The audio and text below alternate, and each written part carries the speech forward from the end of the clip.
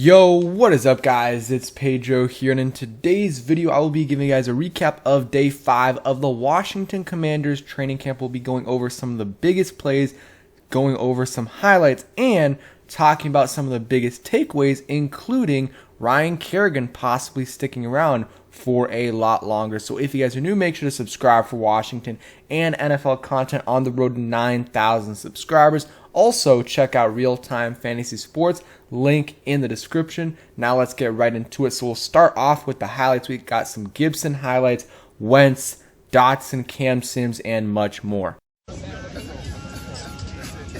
That's it. Nice. Good.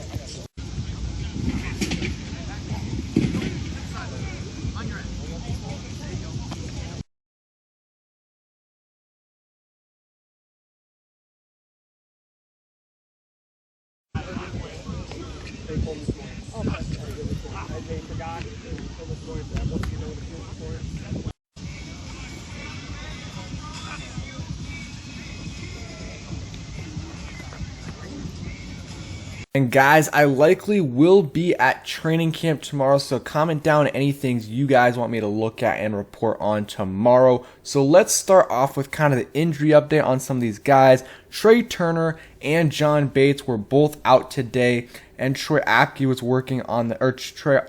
was not working on the main field, and he originally said Jeremy Reeves was not there, but he was in 11v11 work. So Trey Turner has been out for a while, I believe all of training camp so far with that quad injury, and Ron Rivera hasn't really given too much of an update about it, so I don't know how serious it is, but it's serious enough to where he's missed 5 days of training camp.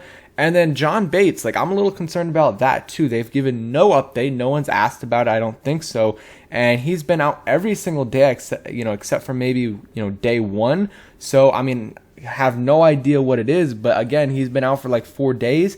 And a little bit concerning for sure. And then we'll talk about Curtis Samuel later because I'll give you guys an update on that. But he was working on the side field today. I think he might have done a little bit of individual drills. Did not work in 11v11. So let's go through some other things, big plays and other stuff. So 3 picks in 4 plays. 2 for Carson Wentz on back-to-back throws. I believe one was to Cameron Curl. And the other one might have been to Bob McCann. And then Heineke had a pick where he threw it to Percy Butler. So, not an amazing day for the offense, and Carson Wentz struggled a little bit today. And, there's always going to be those days, but you don't like to see, 3 picks in 4 plays. Not one of those picks was Taylor Heineke. So, I'm not going to make too much of a big deal out of it because, really anything with training camp, besides injury related, I don't think you should be making a big deal out of it. But if this continues, obviously, for Wentz or for the offense, that's when you start to get concerned if, these things stack up.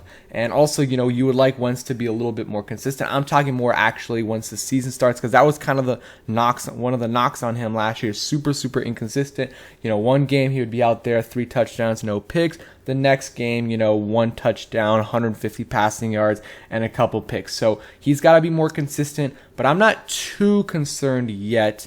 We'll see though. If this continues, that's when it starts to rise up a little bit, for sure. So some, Matthew Paris, again, shout out him for always doing this. Some of the takeaways from today. John Bates still out. Washington has gone. So Gibson was back and he was doing 11v11 work, which is great.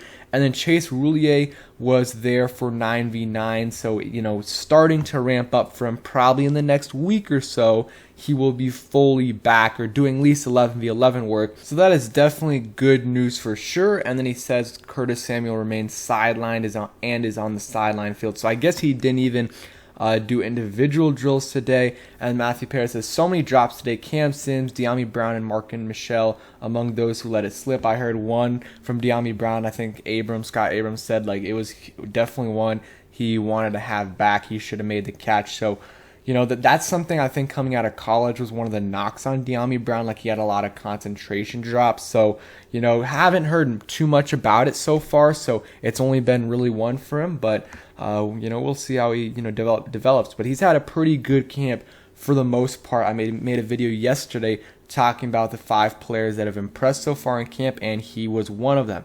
Another play in the red zone, Terry McLaurin had Jamin Davis on him, an obvious mismatch, and Carson Wentz immediately went to Cole Turner for the incompletion. As soon as the ball came out, McLaurin yelled, "I had a linebacker, bro," and Jamin laughed. But it wasn't like, he wasn't really mad or anything. He was just more animated than upset. That's what Matthew Paris says. And then Sam Howell becomes the 3rd quarterback to throw an interception today. Reeves on the grab. I think I just heard Ben Stanek say the Commanders need to bring back Steven Montez. And then Carson Wentz with his 3rd interception of practice. Bob McCain gets an interception. So each quarterback threw an interception. Carson Wentz with 3, and I believe Howell and Heineke with 1 each. So, not a great day for the offense. Didn't really hear any huge plays. I think Kendall Fuller also got an interception. So from what I've heard, Bob McCain, Kendall Fuller, Percy Butler, and Cameron Curl are the guys with interceptions. So, Percy Butler trying to be that starting Buffalo nickel, or maybe eventually be the starting free safety. I think Bob McCain has that, spot. He's got that spot right now. But eventually, maybe later on in the season, if Bob McCain's struggling a little bit or Percy Butler's playing well in his snaps, then I think Percy Butler could overtake him. So now let's go play by play like we always do. So there's 3 players back, catching punts on special teams. Alex Erickson, I think Kerrigan McGowan, and Dotson. So we've talked about it a lot. I think Dotson's going to be a spot returner. That's really it. And then I think that, Erickson is probably the favorite to be the punt returner / kick return. We talked about Gibson, getting that work in. Took the first handoff of the session, and so, that's good. He's back. I'm not concerned about the hamstring injury at all. And then Curtis Hodges just made a really nice catch from Wentz. He did have to jump, but he made he had to really extend to bring it in. And hey, if Curtis Hodges has to jump, it was really high because he's 6'7", I believe, maybe 6'8". I think 6'7". He's a big man, but he's had a good camp with John Bates out, AGG retiring, and Logan Thomas out. Like, it's gotten him to be the number 2 tight end, and he's 2 or 3 depending on, what you think about Sammis Reyes, but he's had a really, really good camp. I think right now, if they keep 4 tight ends, he's for sure on the roster. Like, I think he's above Sammis Reyes and Armani Rogers. Haven't heard anything about Armani Rogers. Like, if I had to guess the depth chart right now, it would be Logan Thomas, Bates, Cole Turner. Those guys are locks, and then Curtis Hodges, Sammis Reyes, and then Armani Rogers. So those are my thoughts right there. Defense was using 5 linemen for a few plays. I love that. James Smith-Williams, Jonathan Allen, Fedarian Mathis, Payne, and Sweat. I think they'll be using that a few times this year for sure. And then Zach Selby says, there's a nice execution from Reyes and McGowan as the starting offense wrapped up their first session. McGowan set up the block for Reyes by stretching the play out a bit further, and Reyes sealed off Fuller. So, those guys are 2 under-the-radar guys for sure. And then Fuller just grabbed his first pick of the week, breaking on a pass from Wentz to Sims. Fuller was one of my standouts last week, and it's carrying over week 2. We know what we're getting from Fuller. He's a very good corner, very consistent as well. And yeah, he's a very, safe player. We know he's going to be good this year. He's been good for us every year he's been here, basically. And then Cam Curl gets an interception as well. And then Percy Butler, we talked about that. And he said winner of today's 9-on-9 is the defense for sure. And then goal line drills are going on now. Heineke delivered a strike to Cole Turner, who made the falling catch in the back of the end zone. Really starting to get excited about Turner as a red zone target this year. I think they're definitely for sure going to be using him in the red zone for sure. I mean, he's 6'5", 6'6" guy. Definitely going to be a big target there. And he's had a good camp as well. Another guy that was on my standouts list and had a couple touchdown grabs the other day. Had one right here with a nice kind of diving catch from Taylor Heineke. And then Wentz had a really nice throw to Dotson in the end zone. Reeves got a pick, and then we talked about the other picks as well. And that is it for today. So nothing crazy. The defense played better for sure.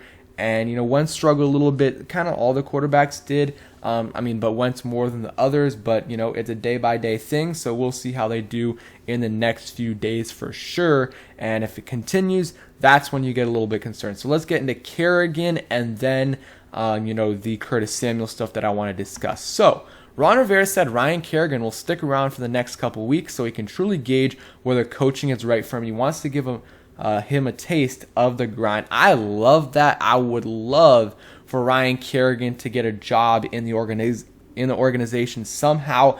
I know he said he wants to be a coach.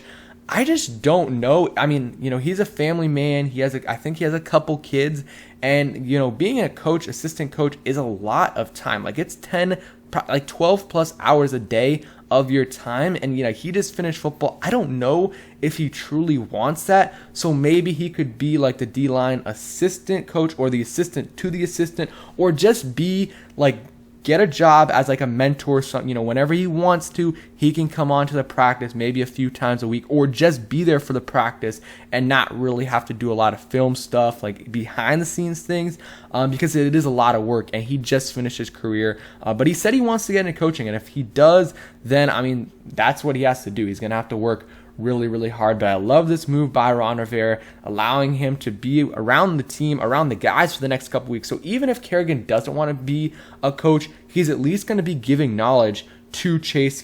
Chase Young's still there, Montez Sweat, Allen, Deron Payne, and I love having that veteran presence around. I really thought they should have had one last year. Whether it was Kerrigan or someone else, I thought they should have had a veteran presence there. And I still think they probably need to add one this year, because Chase Young might be out for a couple weeks or more. So I love this move by Ron Rivera, and hopefully, Kerrigan gets a role in this organization somehow.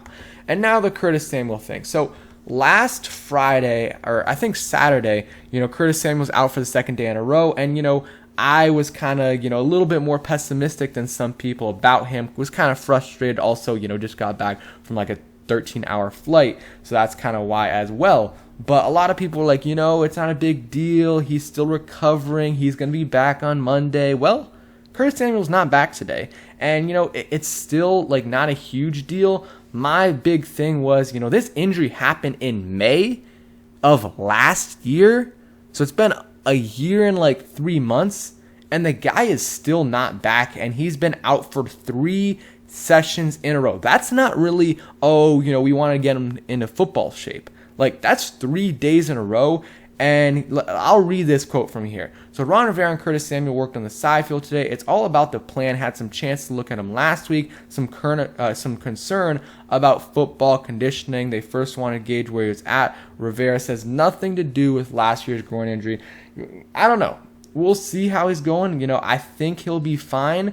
But, it's been 3 days in a row without him practicing. And if this continues over the next couple days, that's when I'm really starting to get concerned. It's just, it's been over a year and he's still not recovered.